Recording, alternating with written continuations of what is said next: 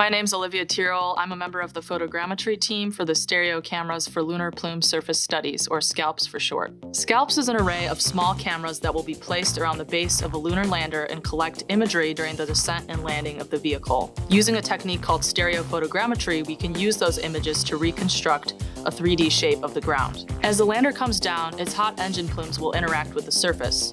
Our cameras will begin acquiring images from before this interaction begins until after the vehicle has landed on the surface. The SCALPPS cameras will specifically be looking at the overall crater formation and erosion of the ground due to the rocket plumes. The final stereo images, which will be stored on a small onboard data storage unit, will be transferred to the lander and then downlinked to Earth, where we can use them to reconstruct the overall erosion volume and shape of the ground. So this information is important because as we send larger, heavier payloads to the moon and eventually onto Mars, we need to be able to accurately predict the effects of these landings. With the Artemis program, we plan to establish a sustained lunar exploration and try to land multiple payloads in close proximity to one another. SCALPPS data will be a critical part of understanding these phenomena and improving our computational models to inform these future landings.